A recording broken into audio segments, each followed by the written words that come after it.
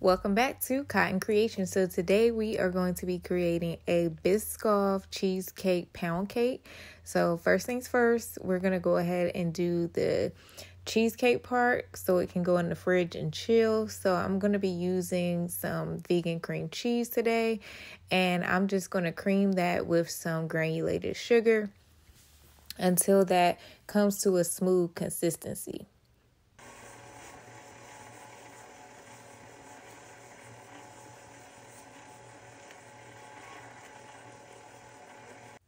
So this is the consistency you're looking for before we move on to the next step, which is going to be to add in some lemon juice along with some maple syrup and a little bit of vanilla extract. So go ahead and beat that and whisk that together until everything is fully incorporated.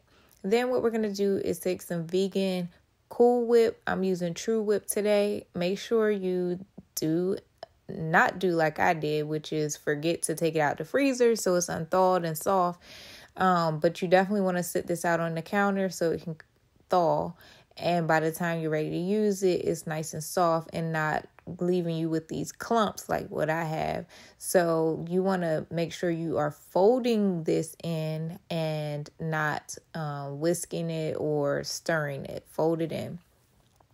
So then to a loaf pan, because that's what I'm cooking my pound cake in, and I wanted to take a similar shape to the pound cake, I'm going to go ahead and I put in some parchment paper first, and then I put in the cream cheese filling and then pop that into the freezer. So next, let's go ahead and work on our pound cake. So what I'm going to do in my mixer is I'm going to put some vegan butter that's been sitting out to soften, and I'm going to add some white granulated sugar and some brown sugar, and I'm just going to cream that together until it starts to become fluffy. And then to that, I'm going to go ahead and beat in my just eggs. Now, because this is not real eggs, you don't have to beat it as much as you do like the real eggs, and you don't have to wait to put it in, one egg at a time. You can go ahead and just put it all in. And then to that, we're going to add some vegan sour cream and some vanilla extract and get that all mixed in together. And then once that's done mixing, we're going to go ahead and add in our fresh sweet potatoes, mashed sweet potatoes, that is. So you can cook these in the oven, on the stove, just get them soft so that you can mash them up. Then what we're going to do is add in some ground cinnamon and some all-purpose flour. Now, one thing you didn't see me add in this step, but I did add was some food coloring just to give it more of an orange flavor. That is totally optional. You don't have to. And then I'm adding in some vegan oat milk, unsweetened oat milk at that, to this. And we're going to go ahead and mix that together. Now, one thing I would recommend is just waiting to put in your flour when we add the cake mix to this. So you'll see in the written directions for this recipe that I say add the flour and the cake mix as I'm adding here, add that in all together in the same step, which is the final step. Because you don't want to overbeat the gluten that's in the flour and your cake ends up falling. That's what happened the first time I made this. But then, you live and you learn. So as I mentioned, the written recipe is in the description box down below. So if you would like to print that out or get that downloaded and save it, it is available for free in the comment section down below. So what I'm doing here is I am just putting this into my loaf pans. I always like to spray them with cooking spray, and then I also like to put a sheet of parchment paper in them. That way it's easy to pull out of the loaf pan once it's cool. And I like to spread my batter around so it's nice and even. Then I also tap it on the countertop to make sure there is no air pockets that is in this. This normally renders about 3 loaf pans. So if you are cooking it in a loaf pan, then it is about 3. Otherwise, it's a standard bundt pan amount of batter, maybe a little bit over actually.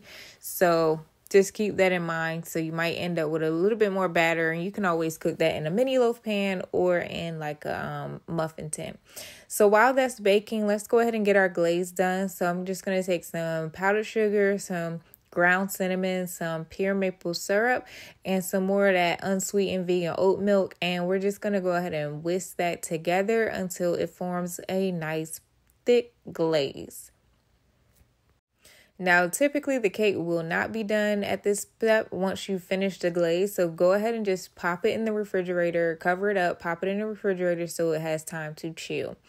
Then I'm going to be using some Biscoff cookies to top this cake with to add a little bit more texture and crunch to it. So now that our cake is done and cooled, and actually I stored this in the refrigerator for a few hours to make sure it's nice and chill, but you can always pop it in the freezer too, because slicing cake and assembling cheesecake on top of it while it's warm is just never good. It's easier to do and less messy, and make it also ensure that your cake does not fall apart. So you definitely want to make sure the cake is fully cool before you start cutting it and working with it. So I'm taking out the cream cheese filling, as you can see, and it didn't quite lay right. What I recommend for this step that I thought about after the fact is you could just put the bottom part of the cake inside the cake pan and then just flip it out. That's easier. And then we're going to add the top back onto it. But before we do that, let me show you what I had to do to get the cream cheese filling out, because it was a little tough. So I did sit this out on the countertop to unthaw a little, and then I just took my spatula and scraped down the sides, and then it just pops right out. So just something to keep in mind. So now we're just going to drizzle it with our cinnamon maple syrup glaze. Doesn't that look amazing? And then we're going to come in and top it with those crunched up Biscoff cookies.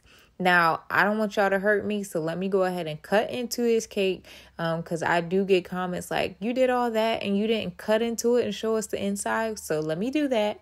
But nonetheless, it is so good. It's so delicious. I cannot wait for y'all to try this recipe. Let me know in the comments section down below what you think of this recipe. If you like this video, give me a thumbs up. And if you want to see more videos like this, be sure to hit that subscribe button so you don't miss out. Thanks for watching.